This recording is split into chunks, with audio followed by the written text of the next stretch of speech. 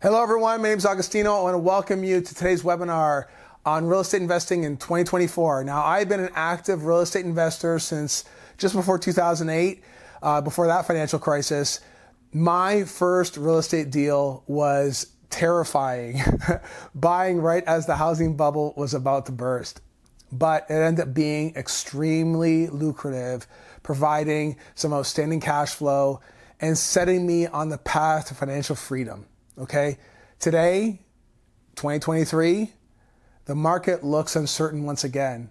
So between the high inflation, you got rising rates, you got geopolitical tensions, you have the threat of a recession. It's enough to give any investor a whole lot of pause and really think about what's going to be happening, right?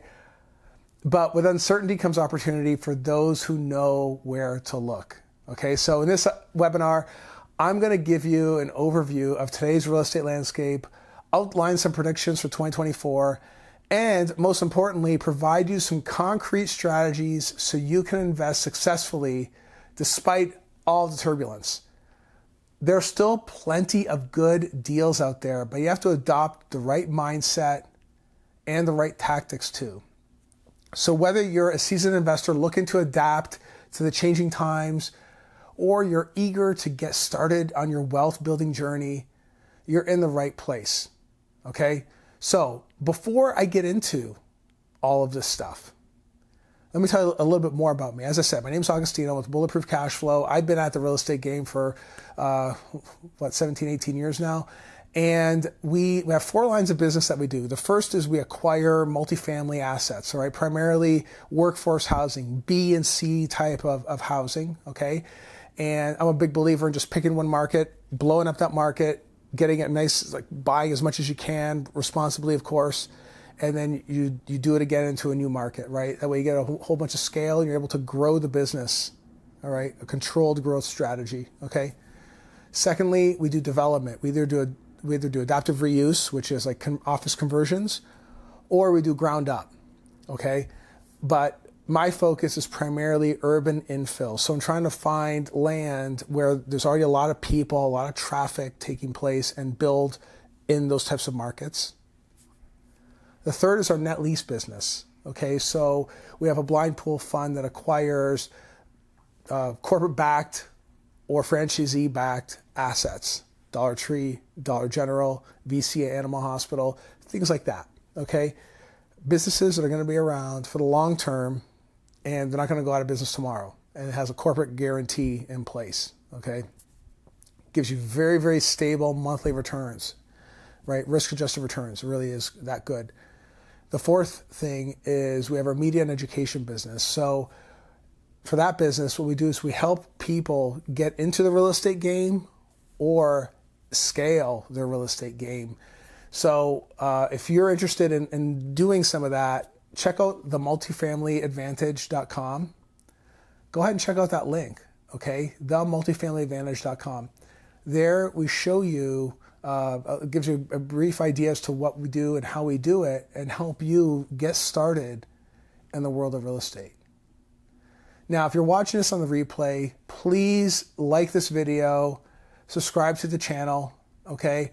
And if you like the content, yeah, please go ahead. It helps us out tremendously when you do. The more support I get, the more value I can provide back to you guys, okay? So hopefully you find a lot of value in not only this video, but over 800 videos that we have currently on the YouTube channel right now. So, hopefully you please go ahead, like to your heart's content, all right? It helps me out tremendously when you do.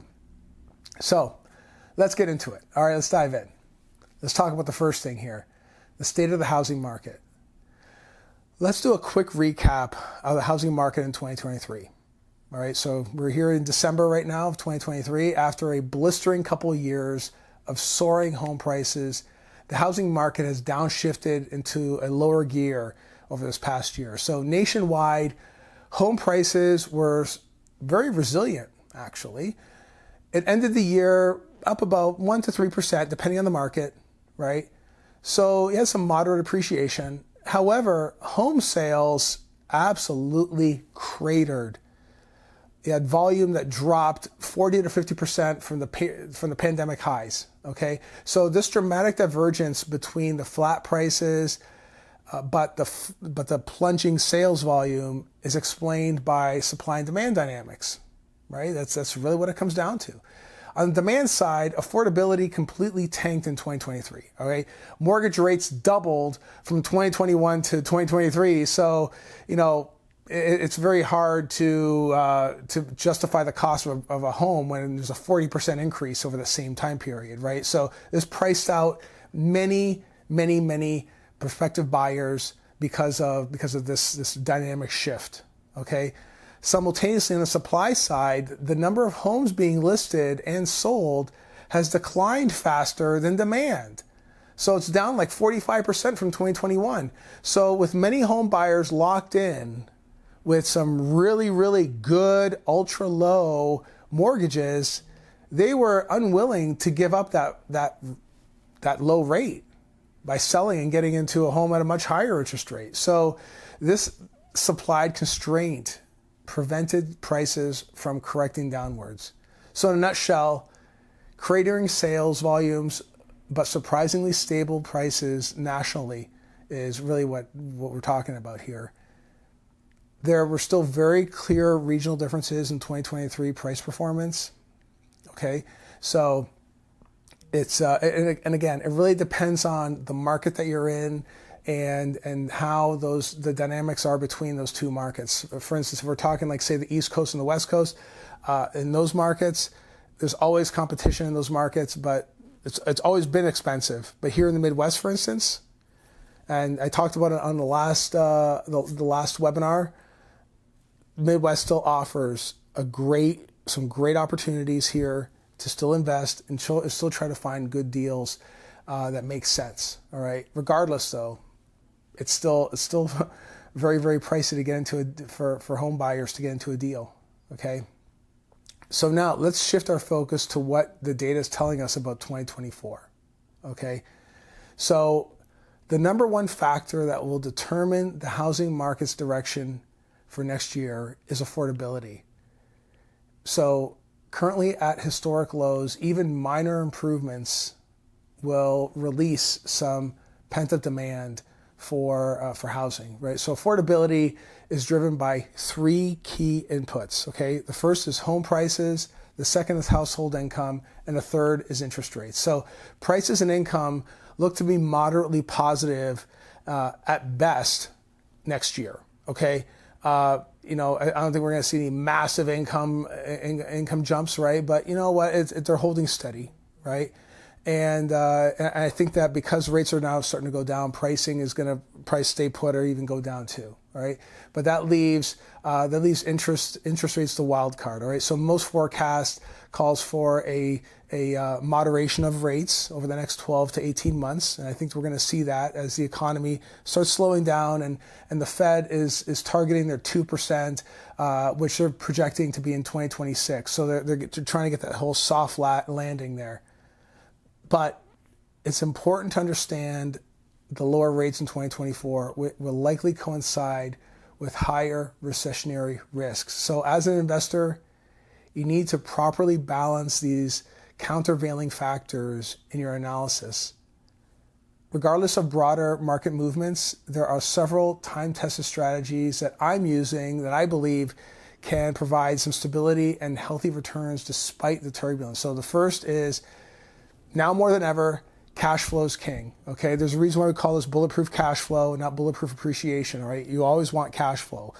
While further home pricing appreciation is likely in the near term, focus on cash flow. I've always focused on cash flow because you're looking to generate consistent passive income to cover the note, pay yourself, pay your investors, and that way it keeps you from having any major losses, okay? As long as your deal pencils out and makes sense, you're gonna be just fine. Number two, target affordable markets. So with household balance sheets really stressed out by inflation and rising rates, expensive coastal markets will face ongoing demand headwinds, okay? So Consider maybe secondary markets, okay? Like I like primary markets, maybe some secondary might be okay, you know. If you're looking in the Midwest or maybe the Southeast, it's probably going to be fine, right?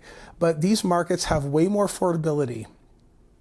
They can endure some economic shocks because they're usually very, very stable. They don't have the wild swings like they do in the East Coast and the West Coast, okay? Number 3, look for the jobs, okay? As I mentioned before, I like doing urban infill, okay? The reason why is because there's a lot of traffic, there's a lot of money there.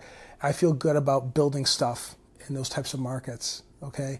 I also like to buy in markets where there's already people there and there's things that are happening, okay? I like to see jobs. I like to see movement. I like to see growth, okay? So that's one of those fundamentals that are always constant no matter what the market is doing. So consider that as one of the things that you're looking for when you're doing deals, okay? Number 4, creative financing, okay? Rising rates create an environment for people to get good returns. Now, whether you are buying an asset or maybe you have an asset that you want to sell and you want to become the lender, okay? Either way, either deal, you're going to end up just fine. And if you can strike a deal with a good qualified individual, whether you're buying or selling, okay, it ends up being a great time to get creative, especially in high interest rates, right? When there's a high interest rate market the way we are right now, okay? It's an amazing thing. So get creative. Again, whether you're on the buy side or the sell side, get creative with your financing strategy. Don't be afraid. If you've never done one before, don't be afraid to do it. Talk to your attorney about it. Maybe there's a way for you to structure a deal that makes sense to you and makes sense to a buyer, for instance. In the case that maybe you have an asset that you want to sell. It may make sense. Don't automatically discount it, okay? Number 5, underwrite deals extremely conservatively. Don't rely on a best case scenario or assumptions. I've seen so many deals right now. They're still underwriting deals with a 6% rent increase and a 3% expense increase year over year over the next, say, 5 years. It's ridiculous. No, that's not going to happen, guys. You know, don't do deals like that. Don't underwrite your deals like that. You have to assume rising vacancy, minimal rent growth. Maybe look at expenses going up a little bit. You know, stress test the deal. If the deal still pencils, you have a nice margin for safety to withstand a turbulent market, then you're going to be all set. Okay? So in summary, cash flow, all over speculation. Your target affordability, you're looking to leverage some great deals by getting creative with your financing, and you are baking in a nice solid return in your underwriting, okay? Stick to these types of rules basically, and you're gonna find success no matter what the market does, okay? So let's talk a little bit about what's happening on the commercial side now, all right? So pivoting to commercial, okay, residential follows a very different set of supply and demand dynamics, okay, compared to commercial. There are a few important intersections that you have to understand that could spill over as far as risks are concerned for the housing market in 2024. So first, commercial real estate is in a broad correction. Values are down significantly over many asset types, okay? Office space has taken a huge hit along with retail. Industrial has largely been okay, but multifamily has seen 10 to 15% price decreases already, you know? Again, it depends on the asset class, depends on the location, depends on where the asset is in terms of its occupancy, things like that.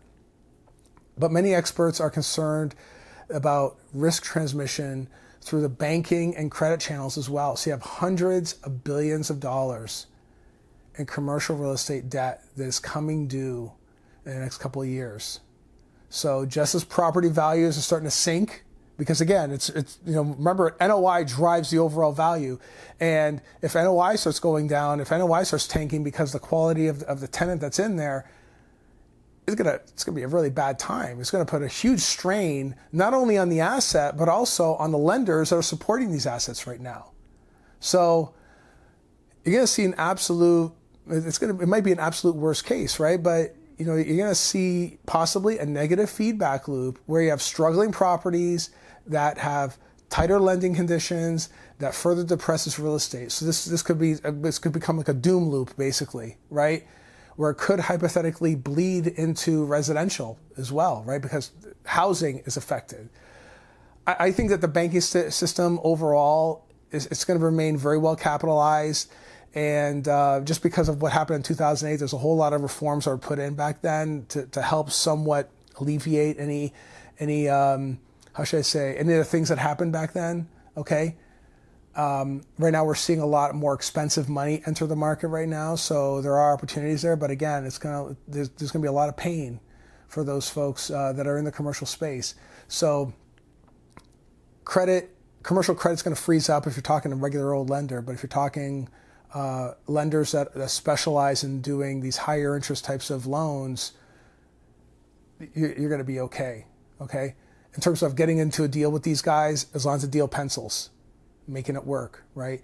So the larger risk, in my view, is on the impending oversupply in multifamily. So basically you have there's still demand out there, and we're still developing stuff, okay? And that part is still very, very strong. There's still a great demand when it comes to deals, but again, watching out for the higher costs of development is going to be a really key factor. If you have someone, for instance, that did not position themselves, a developer did not position themselves, and they're already tight on a deal as it is, there might be an opportunity for someone to pick up a deal that they cannot no longer build at the higher rates, right? So landlords these days are having to resort to offering incentives like a free month's rent to attract tenants, okay? There's a huge pipeline that are still delivering new units. So I think that we're going to see pricing in terms of rents either hold, maybe go down a little bit, right? But I think that generally speaking, we're going to see the rents pretty much hold right where they are right now, okay? Possibly fall, I guess, but I think it's going to pretty much stay put, okay? And I think what you're going to see is that bleeding over, like I mentioned before, into the residential space, because everyone's competing, both the multifamily and the single family, the resi side, they're competing for the same tenant dollars. So investors should brace themselves for 2024 as there's going to be more competition when it comes to inventory levels and really landlords just looking to get these assets filled up. Okay. So while commercial real estate corrections don't necessarily foreshadow a housing crash, there are select channels like rental rates, for instance, that investors should monitor for spillover impact. Okay. Section 4 here, the fourth thing to consider is geopolitical and macroeconomic risks. So the final consideration is for 2024 is the overall geopolitical and macroeconomic landscape. Now, there is no shortage of potential crisis flashpoints across the globe. Okay, you have the war in Ukraine. You have tensions between China and Taiwan, China and the U.S., all kinds of stuff like that. You have conflict in the Middle East. You have all this stuff, right?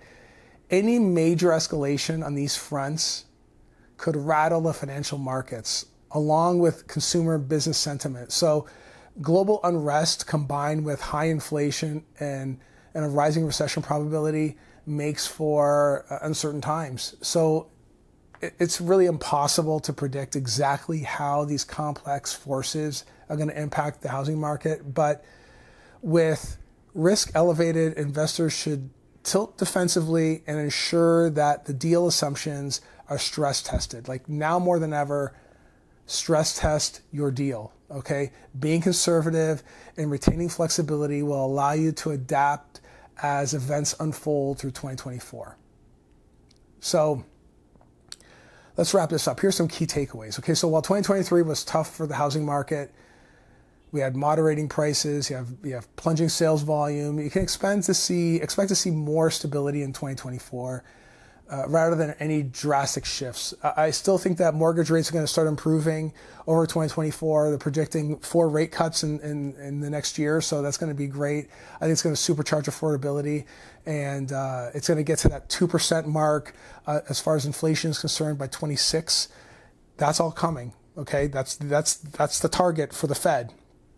So you're going to still see plenty of that. Okay. Regardless, you're always focusing on cash flow. Never speculate. Don't rely on appreciation. Never rely on appreciation. Okay. Target affordable secondary markets. I like the Southeast and Midwest. Doesn't mean it's the only place to be. If you know your market, you know what's going on in that market, check it out and try to understand what's going on in that market. Keep your eyes open for other deals out there too. Maybe it might be a little bit of distress, right? Whether it's a development deal or a multifamily deal, okay? Might be a way for you to pick up a deal and helping both the lender and the current owner out. But no matter what, underwrite everything cautiously. Here's the thing.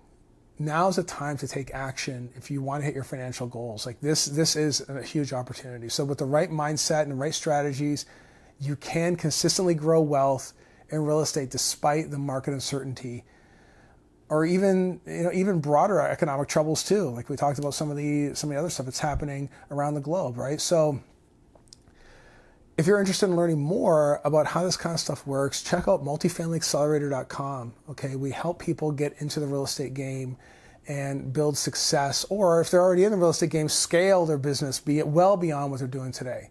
Okay, and if you're watching this on the replay on YouTube, please go ahead, like and subscribe to this channel for more content as we navigate these very interesting times in real estate together. Okay, thanks for tuning in. I appreciate you guys seeing you guys here, right? And as always, thanks for watching. I will see you in the next one, all right? Take care.